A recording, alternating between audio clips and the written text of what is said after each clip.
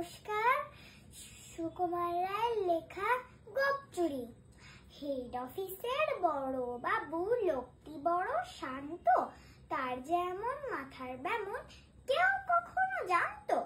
দিব্যি ছিলেন খোশ মেরাজ, চেয়ারখানি চেপে একলা বসে ঝিমঝিমিয়ে হঠাৎ গেলেন খেপে।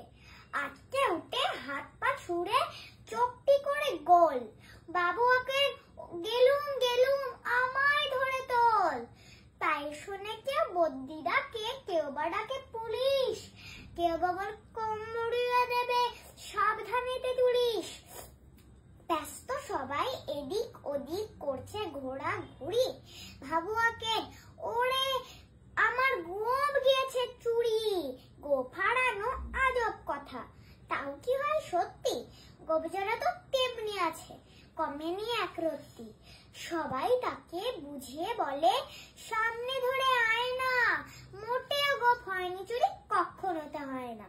রেগে আগুন, তেলে বেগুন, তেলে বলেন তিনি, কারোর কথা ধার না, সববারে গেছি। নোংরা ঝাঁটা, চাংড়া ঝাঁটা, বিচ্ছিরি আর ময়লা, এমন গোপ তো রাখতো জানিস শ্যামবাবুদের গয়লা। এ গোপ যদি আমার বলিস, করবো তোদের জবাই। এই না বলে জরিমানা করলেন তিনি সবাই। ভীষণ রেগে ভীষণ খেয়ে দিলেন লিখে খাতায়, কাউকে বেশি লাই দিতে নেই, সবাই চড়ে মাথায়। অফিসের এই বাদরগুলোর মাথায় খালি গোবর, গোবজোড়া যে কোথায় গেল কেউ রাখে না খবর। ইচ্ছে করে এই বেটাদের গোপ ধরে খুব নাচি, মুখ্যগুলোর মুন্ডু ধরে কোদাল দিয়ে চাচি। গোপকে বলে তোমার আমার, গোপ কি কারো কেনা? গোপের আমি, গোপের তুমি, তাই দিয়ে যাই চেনা। নমস্কার।